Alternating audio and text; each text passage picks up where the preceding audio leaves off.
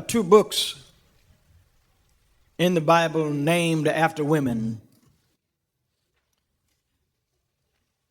The book of Ruth and the book of Esther. Women play a vital role in Scripture. But of all the 66 books of the Bible, only 2 are named after women. But particularly and especially this woman, Ruth, and her mother-in-law, Naomi, draw our attention this morning. For this book of Ruth is first about backsliding. There's a famine in Bethlehem of Judah. And instead of staying there and trusting God, Elimelech moves his family to Moab. It's a pagan region. False gods. Shamash, the most feared of the gods, where children are sacrificed. And then there are fertility gods, where young ladies are turned into temple prostitutes so that the people would be fertile. It's a land of false gods, of pagan rituals. Unsightly, insidious things happen in Moab. And Elimelech, rather than trusting God to turn things around, takes his family to this pagan region looking for a better life. But when they get to Moab, things turn on them again. Elimelech dies. And Naomi is left with her 2 sons, Mahlon and Chilion. They marry 2 Moabite girls. They take wives from this false religion, from this pagan culture. They are unequally yoked. They backslide in their marriage. They backslide in their leaving Bethlehem. But if you read the story, you see the overarching sovereignty of the hand of God. For even when we do what's wrong, God is purposed to bless us. If God has a plan and a destiny for our lives, nothing we do can obstruct or thwart God's plans for our lives. He will let us go as far as we think we can until his overruling presence, his sovereignty in our lives takes control. Let me just give you an aside here. All of us who have reached a certain age, over 50, start looking back. Don't do it now because you're going to miss what I'm going to say later on. But start looking back over your life and see some of the mess ups that you did that drew you closer to God. While you were going through those things, it didn't seem like it made much sense. But the sovereignty of God can use our foolish mistakes. I wish I had a witness here.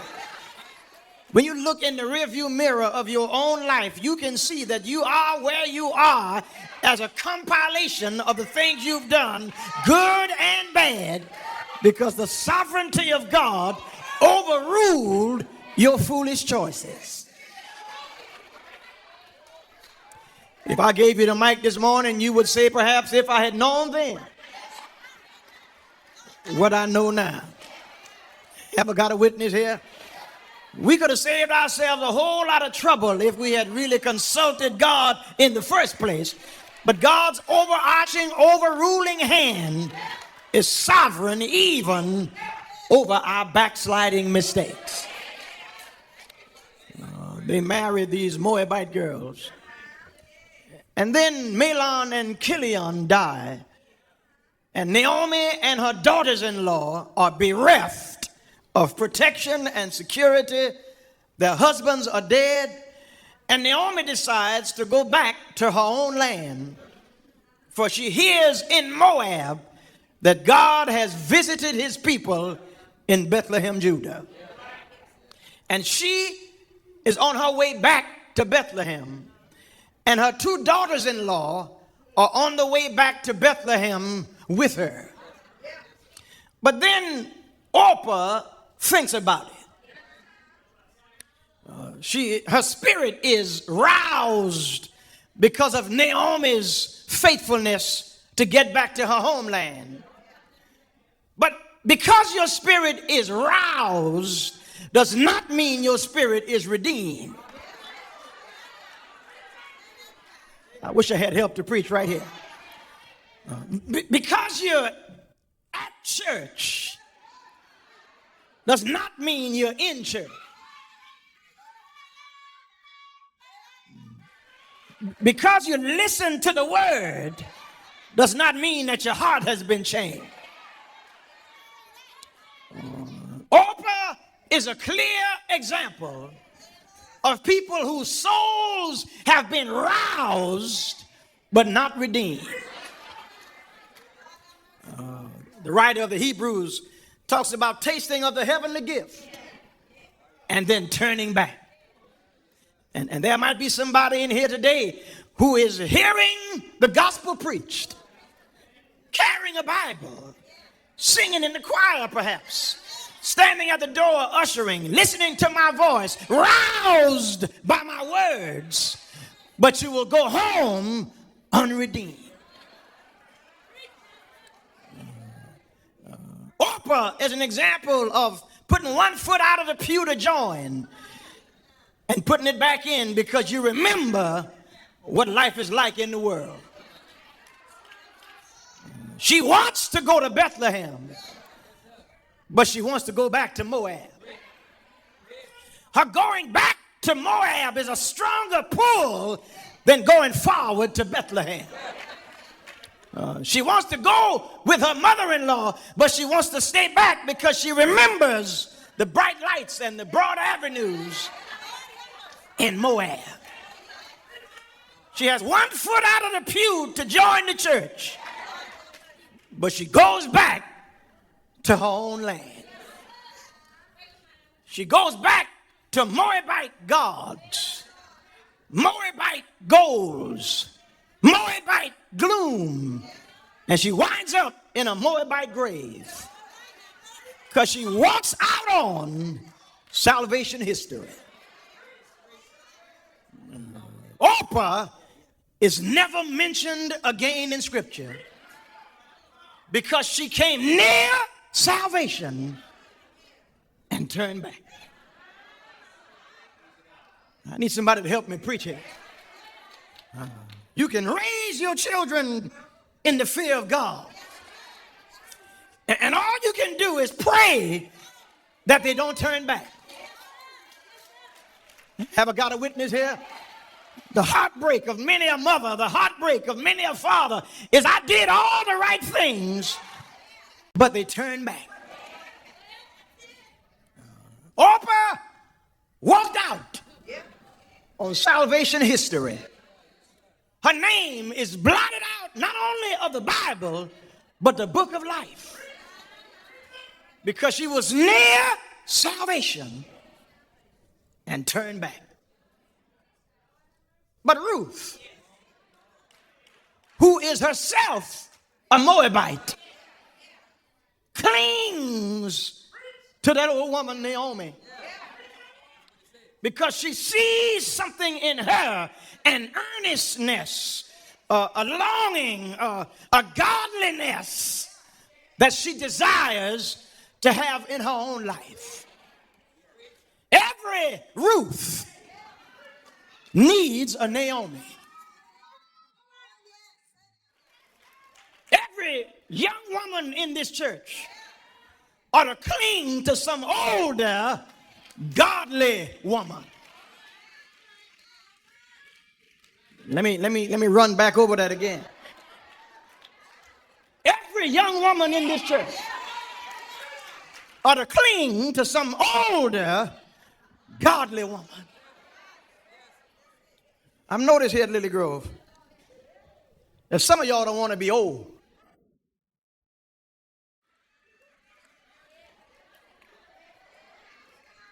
You can't mentor anybody because you don't want to be old. Talk back to me if you can. You offended right now because I'm calling you old. But that's a blessing from God. It's a blessing to comb gray hair. I wish I had some noise here. It's a blessing. Thank God that you got up here. Because a whole lot of folk didn't make it to where you are. Have I got a witness here? Stop grumbling about your medicine and about your arthritis and about your aches. And thank God you can feel it.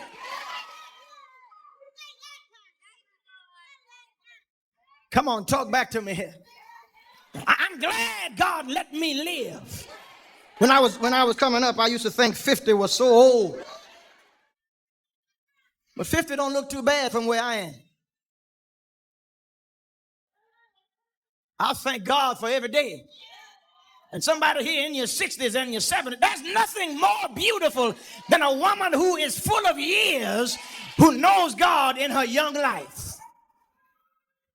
I wish I had a witness here.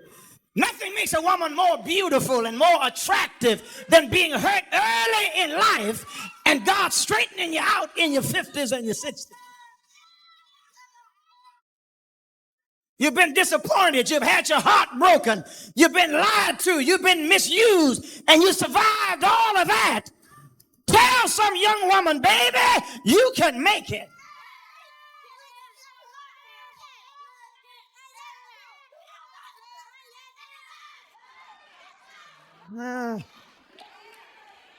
Ruth clung to that older woman. And she said the most beautiful words in all of literature. Entreat me now. Don't make me leave you. Don't make me cease from following after you. Where you go, I will go. Where you lodge, I will lodge. Your people, my people. Here it is. Your God shall be my God. If you live right before them, come on, talk back to me here. If you live an exemplary, godly life, if you live a life of dignity and strength and honor, somebody will see God in you.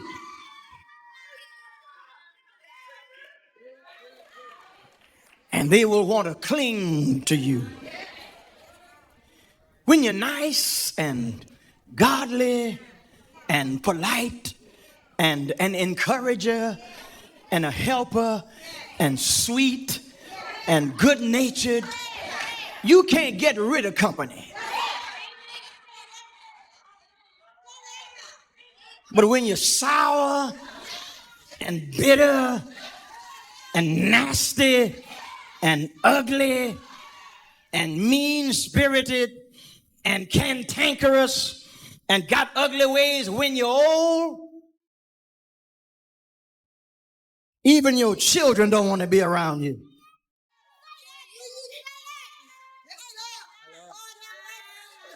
There's some women at this church who never bore children.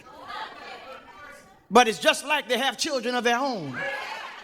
Because they are good-natured, kind-hearted, have a sweet spirit, and people want to go to their house, want to be in their company, seek their advice because they are women of strength and honor and godly in their character. That's what Ruth saw in Naomi. And she said, don't make me leave you. Don't make me cease following after you, for where you go, I want to go. Where you lodge, I want to lodge. I want your people to be my people. And I want your God to be my God. And so Ruth follows Naomi into Bethlehem. And when Naomi gets in the gates of the city, the people see how life has turned on her. She left beautiful and young, black hair, sweet face. But life has been mean to her. She's lost her husband. She's lost her 2 sons. She's stooped with being venerable in age. She doesn't walk as upright as she did when she left. She doesn't walk as quickly as she did when she left, because time and circumstances has drawn her down through the years. And when they see her, they're shocked and they say, "Is this Naomi?" And she says to them, "Don't call me Naomi. Call me Mara," which means bitter, because I went out full, but I'm coming home empty. When you have backslidden and God gives you a chance to come back, you don't come back proud and high-stepping. You come back bowed and humble. Come on, talk back to me here. That's why God can't save some of us, because we're too proud and high-stepping. Our shoulders are thrown back like we haven't done anything wrong, like God needs us, like we deserve to be in the kingdom. But when God lets you come back, put your head down. Humble yourself under the mighty hand of God. She went out full, but she's coming home empty. And Ruth and Naomi try to take care of themselves. But Boaz hears that Naomi is back in town. She's lost Elimelech. Chilion and Mahlon are gone, and there's nobody to take care of her. So it falls on Boaz as the nearest relative to provide for Naomi. But Naomi is an old woman now, and Ruth is young and in childbearing age. So Naomi says, "Come here, girl. Let me show you how to get that man." Read it. It's right here in the text. It's right here in the Bible. She says, "Put some perfume on. Make yourself look good. And go stand in the field that belongs to Boaz. Fix yourself up. Fix yourself up.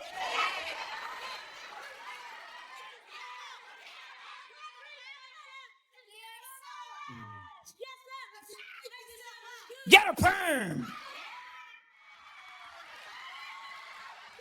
Put on some lipstick. Wear some heels and make your calves look pretty. Get your nails did and go stand out in the field where Boaz is." Well, I wish I had time to stay right there. I'm trying to keep this as sanitary as I possibly can. But read it when you get home. In chapter 2, she's in the field. In chapter 3, she's at his feet. In chapter 4, she's in the family.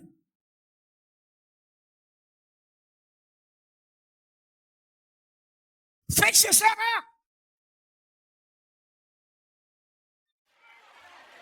Oh, I wish I had time to say that.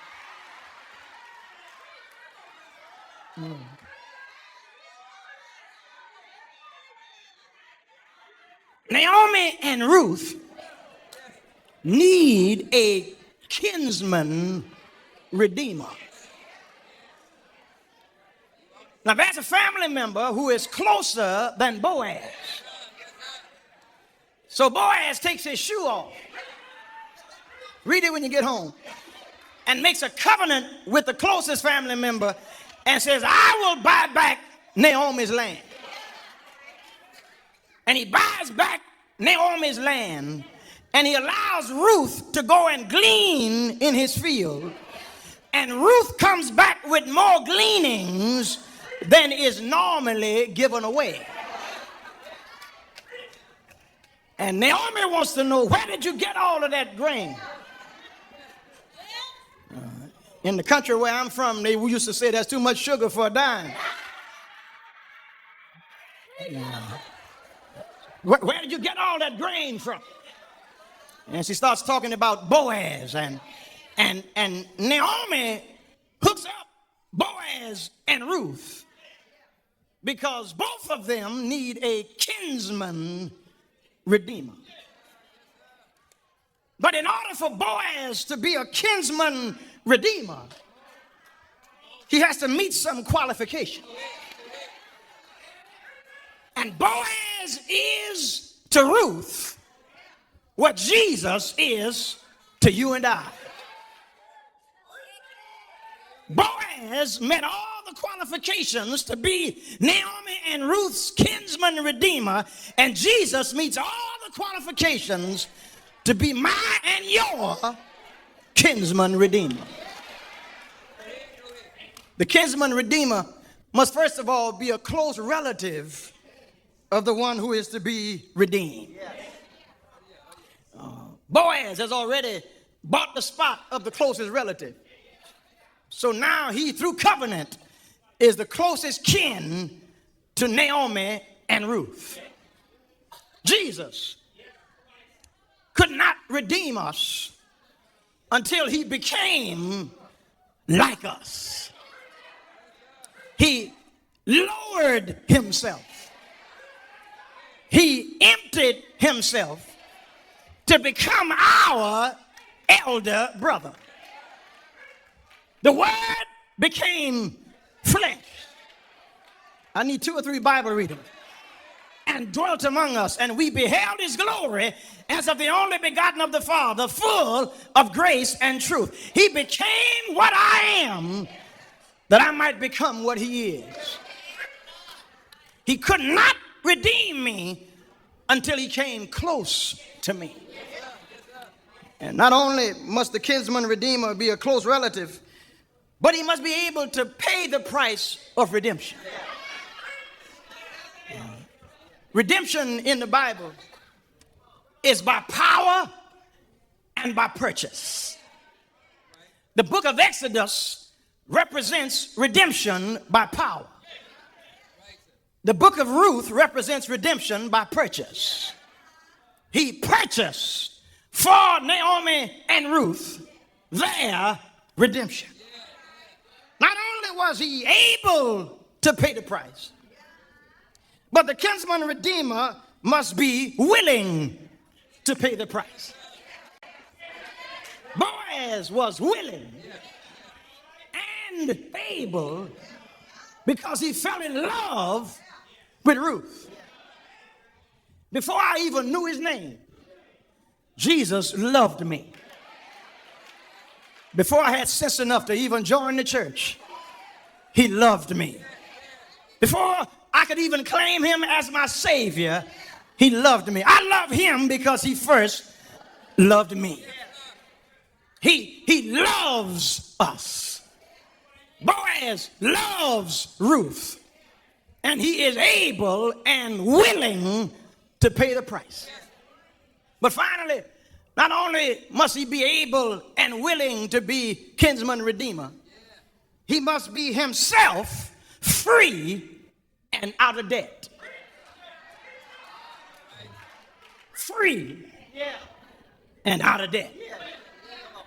Free and owe nothing to any man. You're going to help me close this, won't you? Jesus is able to be my kinsman redeemer. He's willing to be my kinsman redeemer. But what makes him more qualified than Boaz was to Ruth, he's free and out of debt. He's free from the curse of the law because he's born of a woman, yet without